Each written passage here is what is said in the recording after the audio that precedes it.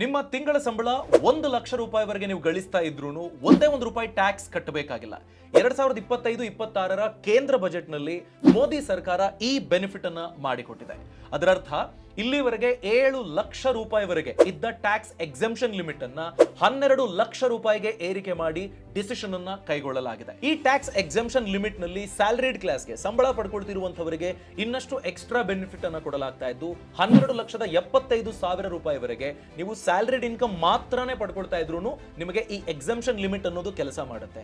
12.75 lac ವರೆಗೆ ನೀವು ₹1 ತೆರಿಗೆ ಕಟ್ಟಬೇಕಾಗಿಲ್ಲ. ಒಂದು ವೇಳೆ ಸ್ಯಾಲರಿ ಹೊರತುಪಡಿಸಿ ಸ್ಪೆಷಲ್ ಇನ್ಕಮ್ ಅಥವಾ ಕ್ಯಾಪಿಟಲ್ ಗೇನ್ಸ್ ಇನ್ಕಮ್ ಬರೋ ರೀತಿಯಲ್ಲಿದ್ರೆ ನಿಯಮಗಳು ಬೇರೆ ಇರ್ತವೆ ಅನ್ನೋದ್ರ ಬಗ್ಗೆ ಸ್ಪೆಸಿಫೈ ಮಾಡಿದ್ದಾರೆ. ಮುಂದಿನ ವಾರದಲ್ಲಿ ಹೊಸ ಇನ್ಕಮ್ ಟ್ಯಾಕ್ಸ್ ಬಿಲ್ ಅನ್ನ ಟೇಬಲ್ ಮಾಡೋದಾಗಿನೂ ನಿರ್ಮಲಾ ಸೀತಾರಾಮನ್ ಅವರು ಪಾರ್ಲಿಮೆಂಟ್ ನಲ್ಲಿ ಹೇಳಿದ್ರು. ಬಜೆಟ್ ಭಾಷಣದಲ್ಲಿ ಮೆನ್ಷನ್ ಮಾಡಿರುವ ಪರಿಷ್ಕೃತ ನ್ಯೂ ಟ್ಯಾಕ್ಸ್ ರೆಜಿಮ್ ನ ಟ್ಯಾಕ್ಸ್ ಸ್ಲ್ಯಾಬ್ ಇಂತಿವೆ. 4 ಲಕ್ಷ ರೂಪಾಯಿವರೆಗೆ ನಿಲ್ ಟ್ಯಾಕ್ಸ್, 4 ರಿಂದ 8 ಲಕ್ಷ 5%, 8 ರಿಂದ 12 10%, 12 ರಿಂದ 16 ಲಕ್ಷ 15%, 16 ರಿಂದ 20 ಲಕ್ಷ 20% ಟ್ಯಾಕ್ಸ್, 20 ರಿಂದ 24 ಲಕ್ಷ 25%, 24 ಲಕ್ಷಕ್ಕಿಂತ ಹೆಚ್ಚಿನ ಇನ್ಕಮ್ ಇದ್ರೆ 30% ಟ್ಯಾಕ್ಸ್ ಕಟ್ಟಬೇಕಾಗುತ್ತೆ. ವಿತ್ತ ಸಚಿವರ ಅನೌನ್ಸ್ಮೆಂಟ್ ಪ್ರಕಾರ 12 ಲಕ್ಷ ರೂಪಾಯಿವರೆಗೆ ನಿಮ್ಮ ಆದಾಯ ಇದ್ರೆ 80,000 ರೂಪಾಯಿವರೆಗೆ ಟ್ಯಾಕ್ಸ್ ಬೆನಿಫಿಟ್ ನಿಮಗೆ ಸಿಗುತ್ತೆ.